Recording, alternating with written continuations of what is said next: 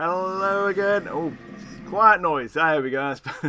Hello again, and thank you for joining us again for yet another interview. Now, this one we actually recorded yesterday, so there's no video on it, but you will have a lovely picture of Russ down here. Of course, Russ. Who is it? Russ Nicholson. Here we are. Hope you enjoy it. Cheers, boys. And I'm delighted to introduce Russ Nicholson, who's been an artist, illustrator in the fantasy world for, well, probably over 50 years now. Hello, Russ, are you there? Yes, I'm there. Oh, fantastic. No, I'm here. I'm not there. We're everywhere at the moment in the ether. So that's us. Now, you are actually on a phone at the moment, so the line might be a little bit crackly at times, but we'll persist and hopefully, we're able to get some questions. Your voice is sounding very good, so it should be all right. My only problem is getting a warm ear. That's fine. Okay. Right. So, has it been 50 years, Russ? Is that correct, or has it been longer than that now? I've been doing it since 1970. Just after, let's see now. Actually, it'd be 1974, as far as fantasy art is concerned. Wow. Before that, I was doing general illustration, but that was slow. I wasn't making a living out of it. And I'll be honest, actually, in '74 when I started, it was really I was interested in fanzines, especially fantasy ones, and I got involved with the British Fantasy Society and sent in a couple of drawings. And they said, lovely, and can you send in some more? And sometimes I was actually doing a particular job, like for one of the magazines called Fantasy Tales, and other times it was just a general, can you supply some spots, please, Russ? Wow. And that was it. And from that, I think it was, it could have been Jamie Thompson. Yes. But because he was involved with White Dwarf. But it was Steve Jackson who actually phoned me. And he said, would you be interested in doing this book we're doing? And he explained what it was about, and I said, I would love to.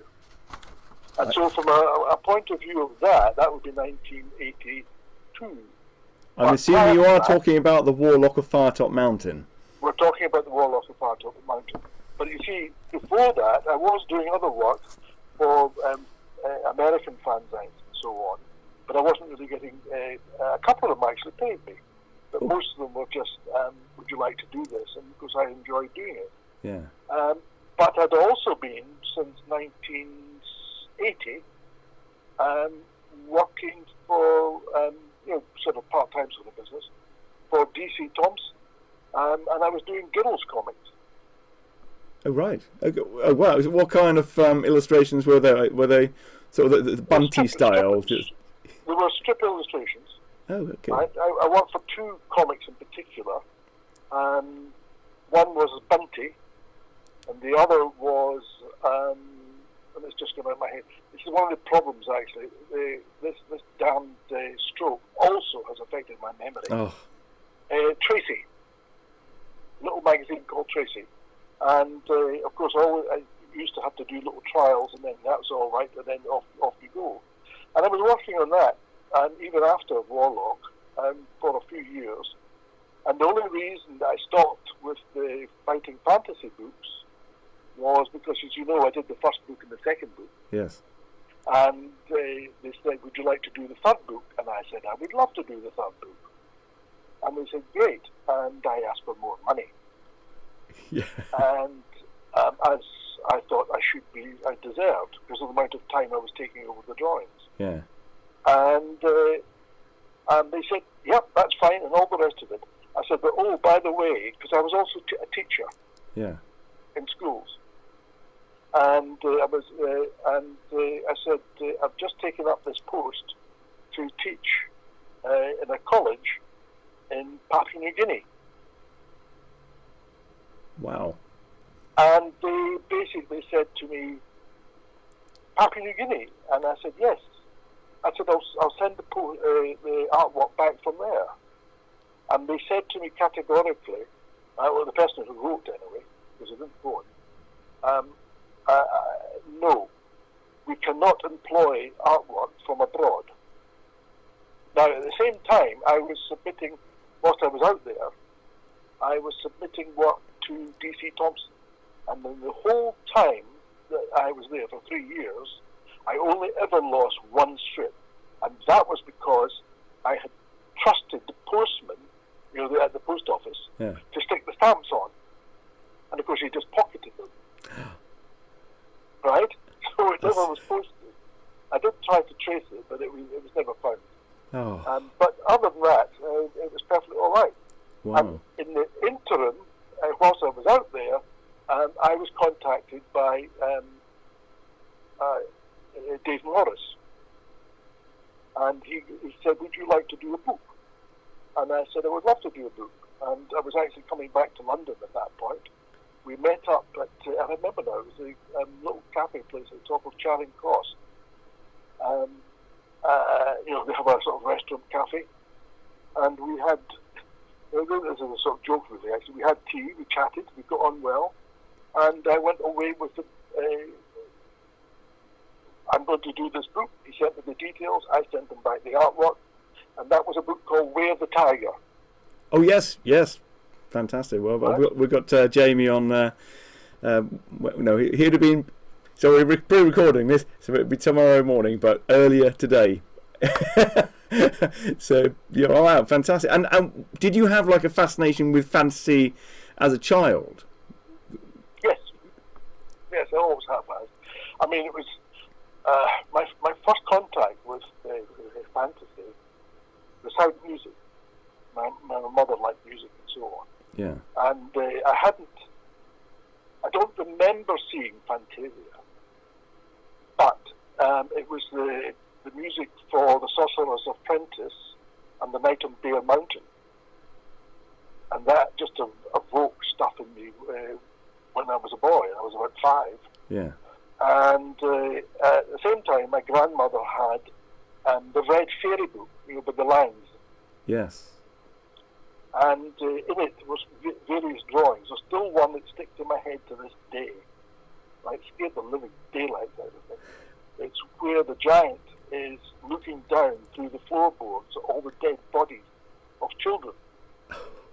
And because that's where the hero is hiding. I think it's Jack the Giant Killer. And that really did stick. So that was my sort of interest. And any time I came across anything that was fantasy related, usually books, to be honest, and comics, of course, I grabbed it. And when I found out, in Scotland, where I was initially, it was like talking to the trees because nobody else was interested. I couldn't find anybody who was interested at all. Can you remember the name of any of the artists that you were particularly drawn to at that age? Yes. Edmund Dulac. Yeah. Of course, Audrey Beardsley. I didn't see much of his work, but what I saw, I loved. Yeah. I'm trying to think now, actually. I was a huge fan of Rackham. Arthur Rackham. Yes, Arthur Rackham. Yeah. In fact, when I took work to my first agent down in London when I came down south, I actually showed him. We were doing other stuff. I said, but I've got this work. And I showed it to him, and he said, it's just poor Rackham. Oh. And that was totally dismissed. And of course, I'll be honest, actually, it was like having your teeth kicked out. Yeah. And it did hurt. He was so dismissive. Oh. The tone of voice, everything about it was, forget about it. Wow. And I did for a while, but then again, as I said, I started drawing for myself because my job in London was the 3-day week, and that fell through. And that 3-day week is, I don't know if you remember, but in the Sticks, it lasted longer than 1 year. It lasted 3. Yeah. So I was working in advertising. In fact, actually, my first job in London was in advertising. Oh, wow. I had done illustrations, as I said, for a book with the agent, but it wasn't too much. And I did a book called Theseus and the Minotaur for McDonald's. which was, and they said, "Can you do Asterix?" And I said yes, because I knew who Asterix was, because there was a comic at that time, or just before, called Ranger, and they published some of it, and I adored it because they were publishing foreign strips, and I sort of got into that. Wow. And that was easy. It was absolutely dead easy. But I don't know why, but something got up the nose of the editor. And in those days, all the editors were women. And they were all Oxbridge, and they all went from one job to another. So they all knew each other. And I was blacklisted. Oh, God. Yeah. So I changed my name. Yes. And that's when I started getting rock again. What did you change it to? Russ. Oh, right, that was. Russell. Oh, okay, cool. Now, Russ, well, I'm gonna go on to your blog, so everyone at home can see some of your work and they can find you on there. So I'm just going to click onto that. So, okay, now I'm just going to look at your fabulous work, and it's so detailed. And the first one we've got on there was. I think it's like Skaven having a brawl. Yes. Yes, that was for a particular job. That one was the seller. The original drawing actually was about A3. Right. I never got it back. I got somewhat back eventually from Mike Dwarf, which was by then Games Workshop. Yeah. But I never got that back. I've written about the fight I had. The fight's not really the right word, but it was about the fact actually of doing things. And if you go down further, actually, yes, you've got the piece from Conrad. Yes. I've got the one where you've got I think it's a Chaos Knight. Oh, right. You're looking at a different page. Oh, this was a long time ago. 27th of February 2020. Let's have a little look at that one then. Okay, I'm going from the top down. Goodness me, there's some incredibly intricate work here, Russ. So what's your actual process? How do you start? Do you start with sort of pencil line drawings and then... Originally, I started with pencil and so on. All the comic work I used to do was brush, right? Yes. And I was perfecting a brush technique. There's a couple of pictures I've done fantasy-wise with brush, but usually I stick to pen. Yes. And in those days, I used Worksink pens for those people who like that sort of thing. And there's a picture there anyway, actually, because it's also with the skating and fighting in the cellar. Yes. The next one is from Conrad, and that particular picture was never published. Oh. Because that was being done, had just been done actually at the time when the the owner of Games Workshop at that time said, "You'll never work for us again." What happened was I was commissioned to do a battle scene. Yes. And at that time I was working large. Somebody actually owns that picture now in America. But I did it, and it was a double-page spread. Mm-hmm. And they wanted particular regiments. You know, the little figures they used to do. Yes, yeah. So I sent a whole pile of figures, and then I was trying to draw all that, and there was a battle scene there, and it was loosely based on Altdorfer's and the Battle of Mannheim. Wow. I think it's fabulous. Anyway, it was by Altdorfer. And so everything in his kitchen sink is going on. On the left-hand side of the picture, it was more full figure. On the right-hand side, it was a burning city in the distance. Yes. And the figures were down in a sort of valley, and they were literally battling each other. Wow. And they were happy with it, they said. But the price that was going to be paid was £200. Yes. And they said, we love the picture. It's absolutely fantastic, but we only want to use the left-hand side. Ah. Right? Yeah. And I said, fine, that's perfectly all right with me. So that'll be £100 then. And they said, yes, that's what we'll pay you. And I said, okay, I had no problem with that. And then they said, but you won't use the right-hand side because you don't have any rights to it. And they said, oh no, we have the rights to the right-hand side as well. Oh. And I said, I'm paraphrasing now, it's a long time ago, Yes. way back in the 90s. I said, no, I can't go with that. I said, I will accept £100 for the left-hand side, and so on. And, well, it ended up, I don't think they even paid me. I don't think they used it. And it went from one manager to the next one and so on. It was, I'm trying to remember his name actually, also an artist who worked for Games Workshop, John Blanche.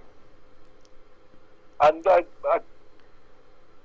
corresponded with John in the past and so on. Mostly it was usually by letter. Because in those days people just wrote to each other. Yeah. Times have changed. And he had commissioned it, but he wasn't the one who dealt with it. And so he wasn't involved with what went on. And literally, it went from this manager anyway, and I said, they said, no, you, I'm going to have to talk to this manager.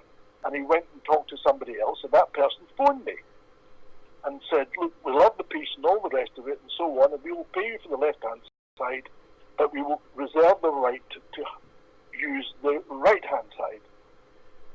Yeah. And I said, fine, pay me £200, it's yours. No. Oh dear. Right? Yeah. And this went on until eventually, I was actually at work, because I was working at a college in Thanet, and I was literally on my lunch hour. There was nobody else in the office, and the phone rang, and there was the person who then owned a Games Workshop and said, love your work and all the rest of it, blah blah blah, but we can't have this situation going on. Yeah. And I said, look, it's perfectly simple. Pay me for what you use. You don't own the right to what you don't use. Yeah. And he said, no, absolutely not. He got very angry, and that's when he said, you'll never work for this again. And a couple of days later, I got my drawing back. God. Right? Yeah. And then a few weeks after that, 2 packets turned up, and it was some of my artwork, not all of it. Yeah. A lot of what 40K. Yes. And of course a lot of fantasy stuff as well. And at least the first book of Conrad actually had all my illustrations in it.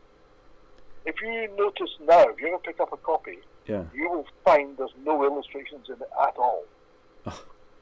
Right? Yeah. Even though I was perfectly happy for them to publish them because they paid for them. Yeah.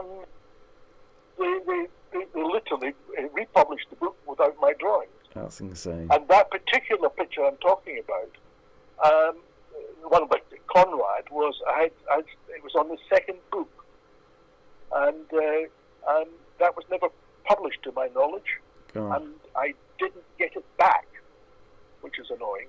Just looking at some of your illustrations, you like illustrate. I mean, where do you get the references from? Are they? Do you use figures? Do you use sort of photographs, or is it all from your mind? A bit of both. I mean, if we go back into the 1980s, right, getting hold of reference for anything was absolutely nigh on impossible. Yeah. So I relied a great deal on my the local library. Yes. And magazines, anything I could come across sort of business. And I collected a whole pile of pictures out of things like National Geographic and stuff like that. As time progressed, I started to accumulate books. on costume, anything yes. at all. And I have an awful lot of books, and I still have a lot of books, even though I sold a lot of them off. But and I was literally buying anything which caught my eye, caught my interest. If it was what they now call graphic novels, it would have been a graphic novel. Yeah. But I've never. I had a policy when I was at college. Don't copy. Yeah. And actually now I would say to anybody, copy. Because you can learn a lot from copying other people's work. Yeah. I mean, I had the joke, I remember, where I had one of the students at college, and he said, I really am really happy with you, Russ. And I said, why? We haven't really done anything. And he said, no. He said, my O-level, I got a high grade in my O-level by copying your work. And I thought that was so funny. Yeah. And I liked it, yeah. Well, absolutely. I mean, has your process changed dramatically from, in the last few years since the age of internet and just your? I'm using more. I do use the internet more. I mean, the internet's a godsend when it comes to reference. Yeah. So many people publish stuff. I mean, first of all, when it first started, I mean, from the point of view of people, everybody forgets it was 1994 that it really kicked off. Mm. It existed before, but it was 1994, and I know that because of what I was doing at college. And even then, it was minimal, and most people didn't know how to handle things. There was a couple of people in the computer department who helped me how to look at stuff and download stuff and all the rest of it. And then, of course, it opened up more. I think that was probably about 4 years later, about 98. And so it's really been in the last 20 years, since the century began, that it's really opened up. And now I think of something, I've got books, and I actually look at it and think, do I need to keep this book? Why? Because it's a big, hard book. I don't have space. We had to downsize because of our walking. My wife also has problems. And it's on the internet. So if I need something, I can download it, look at it, and then use that as reference. And are you busy at the moment? Are you working on many projects? Or? Yeah. At the moment, actually, you caught me. I was working, doing some work for the steam highwayman, and it's the London one. And of course, out of brain, I've forgotten the title. But that's with Martin Nooch. Oh, brilliant! And I'm also doing. I've just had an email from. Where is it now? Actually, for some reason, she sent it to me in my other one. I'm doing work for Adventures in the Forgotten Realms. Oh, fantastic! It's basically playing cards, and it's for Wizards of the Coast. Oh, fantastic! And do you get time to draw for yourself for pleasure? Well, these are. They're dead easy as far as I'm concerned. Yeah. I have monsters. I mean, I had monsters climbing out of my brain since I was a boy. so it's not actually hard. What I do like to do, and this is something I'm proud of. One person said to me, this is about my comic work, but he said, you're one of the few people who, although you're working in black and white, it's in colour. Yeah. And the second one is that people said, how do you do it? And I said, I can't give you an honest answer, except this is what I want to do. I enjoy drawing, and as long as I can, I will. Yeah. If I get paid for it, that's a big plus. When you're coming up with a composition, do you before you start, do you really have a very good idea in your mind's eye on how it's going to look like before you? What I like to do, and I've told people whenever they commission me, is I like what I call thinking time. And it's basically what is wanted, and then I put it to the back of my mind. I'm in bed, maybe sleeping, but it's going through my head. And when I wake up in the morning, I've got a concept of what I want to do. Yes. I then sit down and then start to sketch out the compositional structure of the picture. Yeah. And then I tighten that up, and then I would ink. And that was basically it. Now I use Photoshop. You just heard me talking about that. And as I said, I'm working on Martin Nucci's book. And as I said, the lady from Wizards of the Coast has just okayed me on 2 drawings which I'm doing for them. I mean, it's not a lot, but it keeps me handy, as I say. Yeah. How long does it take you to do like one finished piece, like one of your fairly sort of like a book illustration? It varies. I mean, sometimes you can deadhead. I mean, completely. I've actually, in the past, I mean, for example, you were talking about Jamie, and you were talking about his evil little wizard, the kid. Yeah. I think that's what it's called. Well, he originally sent that script to me, and he wanted me to do something. And I just couldn't get it. Yeah.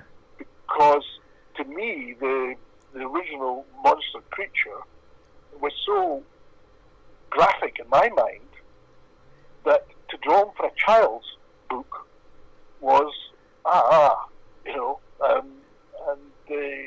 so I actually said to Jamie, reluctantly, I have to turn it down, because we had been working on the Fabled Lands, for several years. Yeah. Wow. And also doing, and I also, I've got another one which is with a group called. He calls himself. I'm not going into details. I'm sorry, because he's never published it. Yeah. But for 10 years, I have been working on a project for a company called Callific in America, and it was basically originally going to be 4 different books, right? Yeah. But again, and he was play-testing it and all the rest of it. And he actually, we chatted on email about a month ago, and I said, "So what's happening?" And he said, "I bit off more than I could chew." Oh. He said this was a lot more difficult, and even though he's actually one of the, he works for Windows. He's one of those top graphic people, not graphic, computer people. And but he loved my work, and he contacted me. And so over 10 years, not every day, we've been working on this project. And he said it's now going to be 1 book. Oh. And that's as far as it's got at the moment. With a lot of illustrations, I hope. A lot of illustrations. Yeah. And each of the books actually had 4 colour covers. Wow. Good Right? Lord. And it basically, he ran the gambit. He was doing this idea of different worlds. And in fact, if you look, I used to use a picture which was with these sort of dinosaur birds flying over a cliff area with the sun in the distance. Yes. And that was one of the drawings I did for that. It was a colour spot. I've got one more question for you, and it's actually from James Cale. And he asks if there's a subject that you haven't been asked to draw yet for commission that you'd love, like a dream job. Like if someone asks you to do a certain series or fantasy novel or something like that. Have you thought about that? Or? That's a difficult one. I've got a book in my head. I did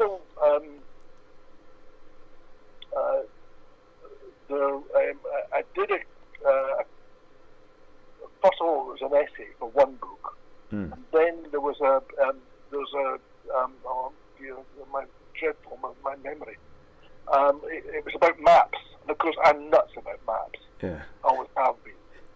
And he asked me to do a fantasy map, and I came up with this place called Galicia.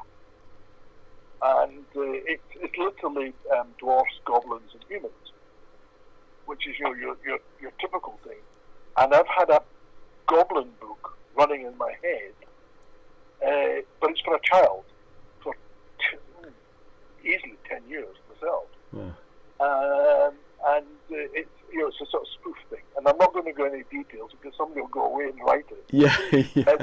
Dave Morris used to say, actually, was I would put in a try out to a particular place, next thing I knew, somebody else is publishing it. Yeah. Dave was always getting ripped off. Oh. Jamie less so, because I think he's more savvy when it comes to people. He just goes up and hits them. Yeah. And that's a joke, by the way. Oh, yeah. It's not really. Because I know Jamie very well. I know Dave very well. We haven't met up or spoken in years. Yeah. But by the time of the sixth book in the Fabled Land, we were actually, they were very kindly coming down and saying, let's have a coffee and talk about what we're doing. Wow. But it is that sort of situation. Yeah. Sorry, so I can't really think of anything as such. What about Lord of the Rings Sorry? Lord of the Rings, or maybe something like Alice in Wonderland, doing your own spin on that, or? Well, I did once have a go at trying out Gormenghast. Oh. I thought I would be absolutely brilliant at that. Oh, Gormenghast would be wonderful. Oh, yes. And I tried out some sketches at the time. This is a way back. And I just found I could visualize it, but I couldn't draw it. Do you think you could now? Do you think your skill, I mean, obviously you've had the skill since a very young age, but do you think you've got a lot better or worse maybe in the last 10, 15 years or so? I'll be truthful and say that the stroke affected me. I mean, I'm left-handed. Yeah. And it was what's called a left-handed stroke, sided stroke. And when the paramedics came out, because my wife phoned because it just had literally collapsed. Yeah.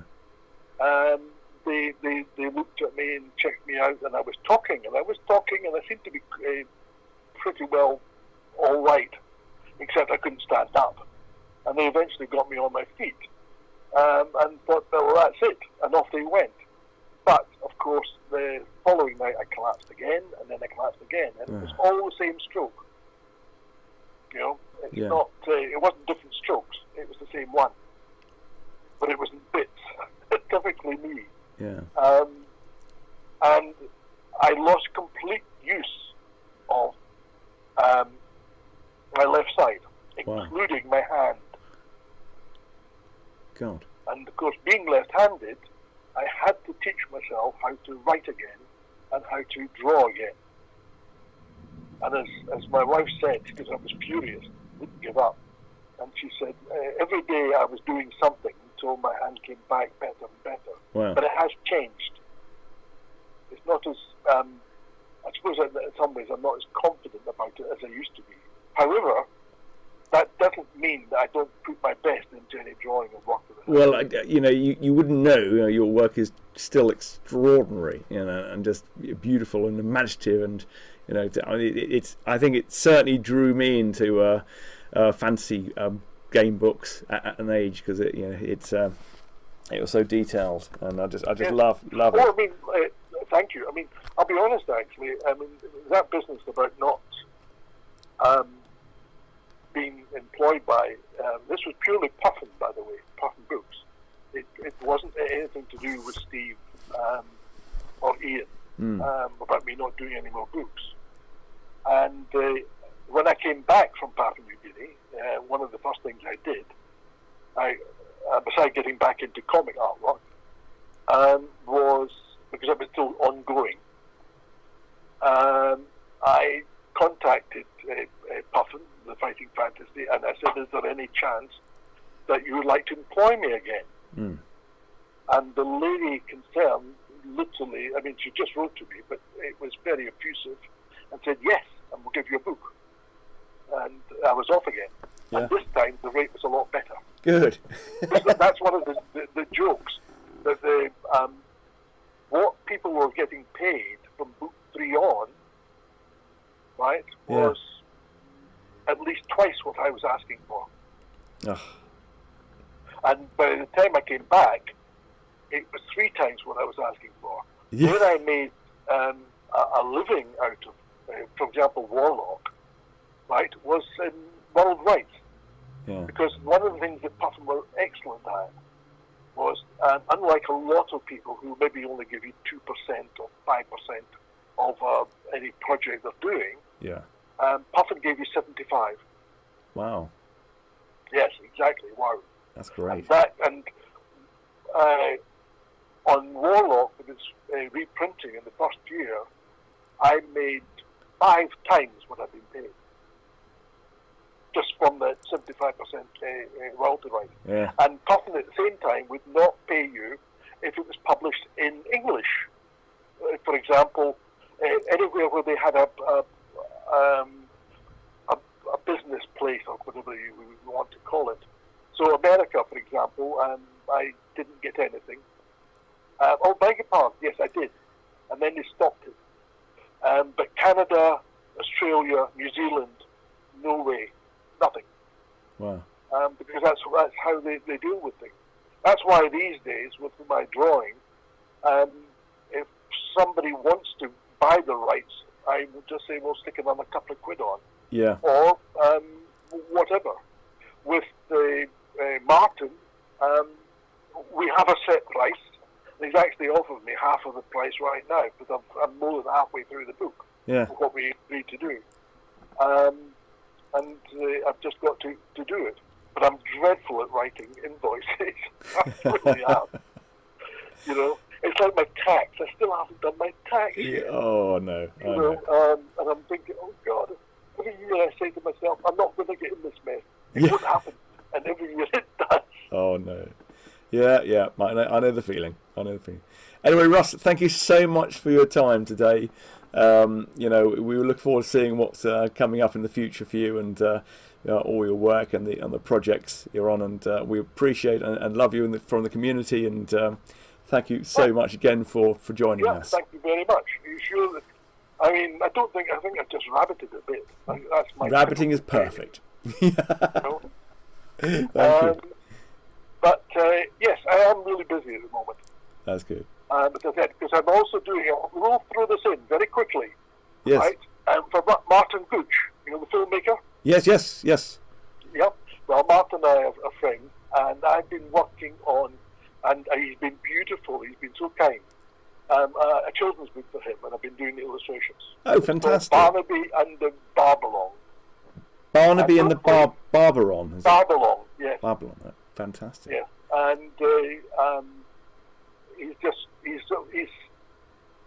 I literally thought I'd finished it. And then he said, oh, could you do a back page? And I haven't done it yet. Yeah. And then I thought, there's a couple of the other pictures where I thought, actually, as I've got the time, I can do a couple of little tweaks. And, of course, it's in my head. I've sketched it out on the originals. Yes. But I haven't done it. Oh, is that coming out next year? Do you know? Or? Yeah, I'm hoping so. Brilliant. Hoping so. Obviously you'd have to talk to Martin about it. Yeah. But I think if I can I'm trying to get it done certainly by the end of September. Oh, that'd be amazing. And I've got another couple of things coming up. And as I said, most people now, I'm saying to them, please, I can't take on anything. It will have to be next year. Yeah. Right? And it's also annoying about this whole business about COVID and all the rest of it. I mean, I've been, because I haven't really been out of the house actually in 3 years, to be honest. Because I can't, we live in a small slope of a hill. Yeah. And it's enough so that I get to the top of the hill and I'm tired.